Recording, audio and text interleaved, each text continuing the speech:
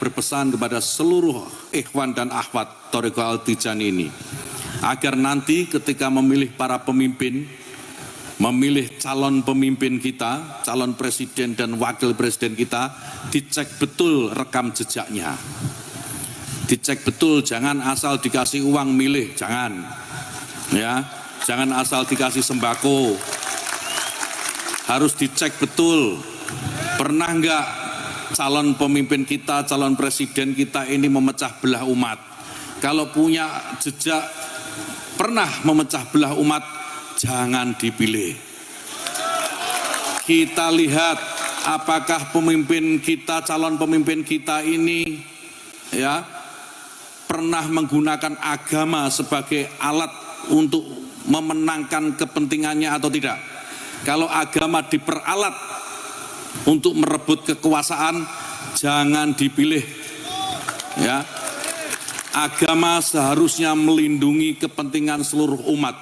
Islam diajarkan sebagai sebuah agama rahmat, rahmatan lil alamin, bukan rahmatan lil Islam tok, enggak. Saya masih bersama bakal calon presiden Anies Baswedan bersama bakal calon wakil presidennya yaitu Muhaimin Iskandar. Mas Anies, 2 hari setelah deklarasi, kemudian Menteri Agama mengatakan itu. Apakah Mas Anies merasa peluru ini ditujukan pada Mas Anies? Enggak. Bahkan saya baru lihat juga sekarang nih rekamannya. Kita malah selama saya memimpin di Jakarta, kita membangun perasaan persatuan, kebersamaan. Rosi bisa lihat memang tegang di Jakarta 5 tahun kami bertugas. Memang ada tensi tinggi antar umat beragama atau dalam umat beragama. Apakah itu dadakan? Tidak. Yang disebut sebagai friksi konflik itu ada fasenya. Okay. Dan kita itu sebelum itu menjadi friksi konflik sudah langsung mitigasi. Di Jakarta potensinya banyak terjadi friksi konflik karena perbedaannya ada. Tapi kami serius, setiap kali ada potensi kita datangi, kita selesaikan sebelum dia muncul menjadi masalah. Jadi seperti pemadam kebakaran, Ros. Kalau ada kebakaran, pemadam datang dan memadamkan, dia disebut pahlawan. Tapi ketika pemadam kebakaran mencegah terjadinya kebakaran, dia tidak akan pernah disebut pahlawan. Jadi ketika kita menjaga suasana Jakarta dalam umat beragama, antar umat beragama, karena itu Kementerian Agama yang dipimpin oleh Pak Menteri Agama memberikan kepada kita di Jakarta itu Tolerance Award, Tolerance Award atau apa namanya ya, pokoknya bahasa Inggris tapi intinya adalah Harmony Award. Oke. Harmony Award. Jakarta sebagai kota yang harmoni. Mas Anies memimpin. Iya, dan itu dari Kementerian Agama. Jadi Kementerian Agama menyatakan itu, karena itu kalau Pak Menteri Agama menyampaikan itu berarti bukan buat Jakarta. Oke. Karena buat Jakarta dari Menteri Agamanya, dari Kementerian Agama kita dapat Harmony Award kok. Malah di sini terjadi harmoni. Kalau Caimin, menurut Caimin ini sebenarnya ditujukan buat siapa sih, Cak? Ya sebetulnya 2 hari ini kan saya juga di sosial media saya diserang dengan isu-isu seolah-olah saya kerjasama dengan HTI, kerjasama dengan politik identitas, intoleran. Itu sama seperti persepsi publik yang terbangun ketika Pilkada DKI lah kira-kira. Tapi Mas Anies kan sudah membuktikan 5 tahun jadi gubernur, tidak ada politik identitas, semuanya berjalan dengan dinamis, kebinekaan terjaga dengan baik. Bahkan sebelum saya memutuskan berkoalisi dengan Nasdem dan berpasangan dengan Mas Anies, saya ketemu lama hari Rabu pagi kalau nggak salah. Rabu pagi. Saya diskusi panjang, saya sudah antisipasi bahwa nanti saya ingin Tudingan itu pasti akan datang. Bukan hanya tudingan, saya ingin memastikan kepada Pak Anies bahwa kita ini benar-benar merah putih, NKRI, Bhinneka Tunggal Ika, Pancasila, kita benar-benar PBNU. Pancasila, Bhinneka Tunggal Ika, NKRI, Undang-Undang Dasar 45. Kenapa Caimin harus memastikan itu pada Mas Anies? Supaya saya ditanya bisa menjawab dengan jelas. Loh kan Mas Anies jelas ke track recordnya Jakarta. Bukan. Kalau nanyain ke Jawaban-jawaban Mas Anies, yang berarti Caimin saya nggak yakin juga. berikan supaya faktual, Jadi ada ketika faktanya, itu gini. ada fakta-fakta yang bisa saya jelaskan pada pertanyaan-pertanyaan itu. Dan alhamdulillah pertanyaan-pertanyaan yang muncul bisa saya jawab dengan lengkap, dengan baik. Fakta-fakta itu bahkan sudah kita deklarasikan, Bang Surya, sejak ini tidak ada lagi politik cebong dan kampret. Karena cebong dan kampret diciptakan hanya untuk perpecahan. Itu sebetulnya declare kita berdua ya, Mas Anies, ya, bahwa inilah politik yang akan kita tempuh. Biarkan kita beridentitas politik, tapi kita tidak pakai politik identitas. Karena ada begini, misalnya kata Waketum Nasdem, Pak Ahmad Ali bilang mau Anies punya brand, Mas Anies tuh punya brand kanan, politik kanan. Jadi mau dibawa ke tengah. Boleh. Nah yang itu gini, kenapa kita perlu ngobrol? Saya udah lebih sering menghadapi pertanyaan itu. Sehingga saya berbagi kepada Gus Imin, inilah jawabannya. Inilah jawaban selama ini. Oke? Jadi jawabannya udah semuanya bisa dijelaskan. Jadi saya waktu ngobrol dengan Gus Imin, bukan Gus Imin mau ngecek. Gus Imin bilang, ini ada pertanyaan, biasanya jawabnya apa nih selama ini? Kalau Gus Imin dengan saya, kita sama-sama, bahkan ketika di Jakarta, saya ini didukung oleh Gus Imin, menjalani pemerintahan. Fraksi PKB itu diperintahkan harus jagain gubernur. WA-nya tunjukin ke saya sama ketuanya. Meskipun kita pilkada tidak mendukung, keras. Selesai pilkada itu? Selesai pilkada saya anggap itu proses politik biasa. Hasbi itu ketuanya di Jakarta, itu datang ke tempat saya. Pak Gub, ini saya dapat perintah dari ketum. Apa perintahnya? Pak Gub baca sendiri, ini WA-nya nih. Bahwa fraksi PKB di DPRD DKI Jakarta harus mensukseskan pemerintahan, karena dia teman saya di Jogja. Oke, jadi itu ya. Penting.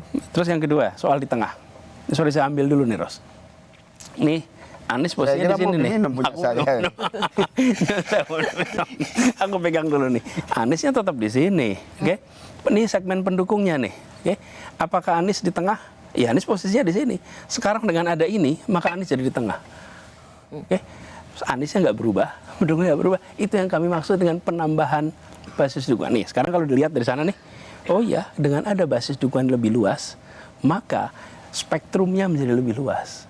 Itulah yang disebut sebagai kenapa ini menambah klaster, menambah segmen baru yang bagi ikhtiar, tadi saya ingatkan, kita ikut ini semua bukan untuk posisi, kita ingin melakukan perubahan. Untuk bisa melakukan perubahan harus ada kewenangan, untuk punya kewenangan harus memenangkan, untuk memenangkan harus dapat suara banyak.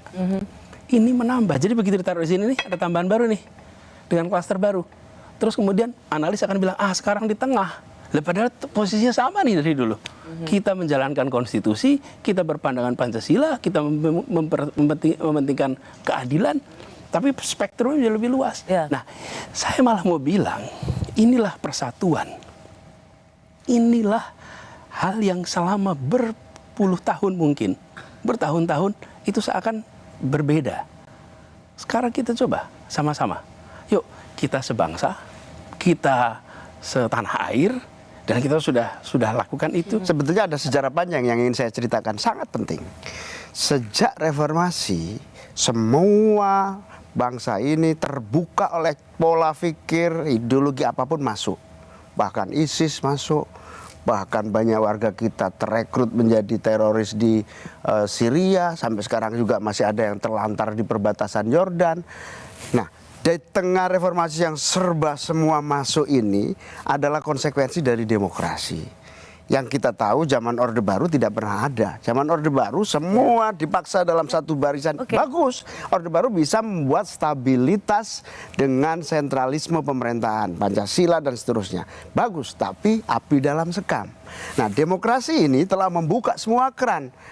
Perjalanan 98 sampai hari ini semua ideologi masuk, berdialektika. Tapi ini anak-anak bangsa yang berdialektika. Jangan saling membunuh, jangan saling menganggap ini musuh.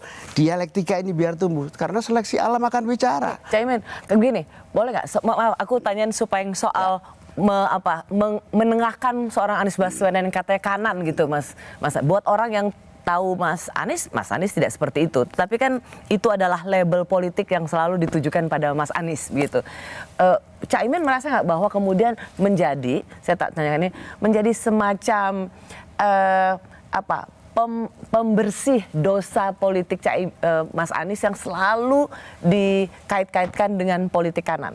Track record saya dan partai saya jelas. Awal reformasi di DPR, bahkan masih banyak partai-partai yang mengusung syariat Islam, mengusung negara Islam. Awal reformasi. Apakah itu tidak sah? Sah. Karena dia perjuangkan secara resmi melalui tata negara. Konstitusi. Berdebat kita, setengah mati kita gebrak meja. Tapi biarkan itu perdebatan konstitusional. Akhirnya pelan dengan pasti semua hari ini, semua partai mengakui bahwa Pancasila tunggal.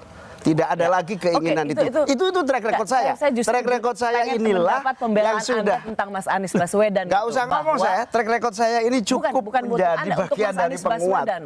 Untuk Mas Anies Baswedan, apakah Anda bisa menjelaskan profil seorang Anies Baswedan yang selama ini selalu dituduhkan kanan? Begini. Apakah Anda bisa memberikan pernyataan politik Anda atau membela seorang Anies Baswedan bahwa itu adalah tuduhan yang tidak beralasan? Ya, kan ini tuduhan. Dan kemudian saya udah bekerja 5 tahun di Jakarta.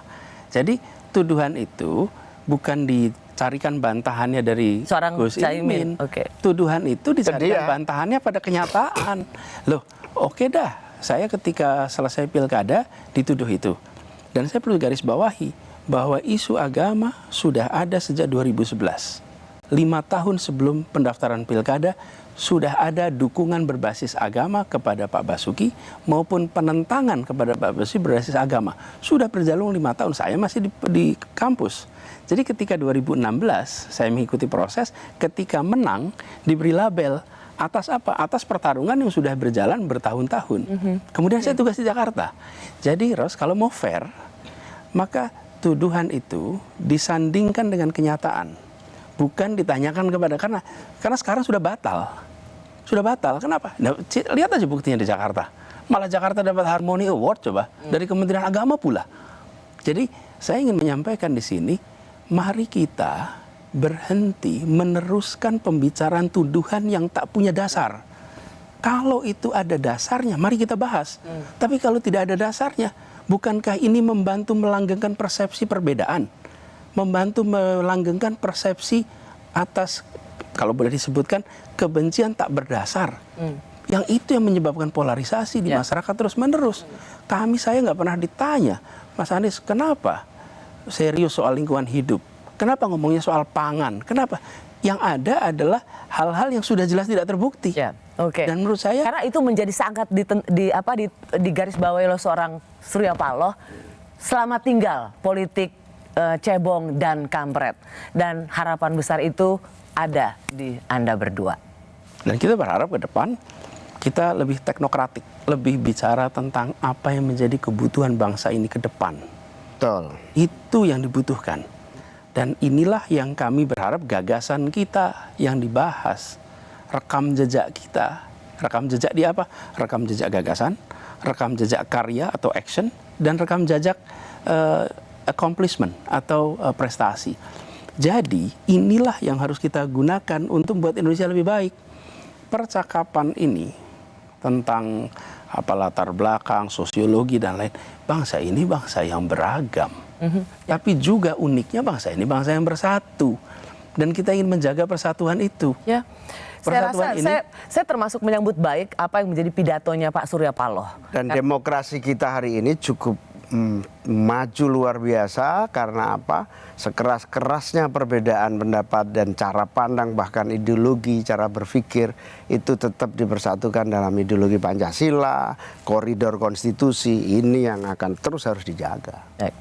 Kita akan lanjutkan lagi karena Anda berdua juga selain seperti kata Pak Surya Paloh, botol ketemu tutup, selamat jalan politik cebong dan kampret. Tapi juga pertanyaan adalah apakah slogan perubahan masih tetap relevan? Kami kembali sesaat lagi.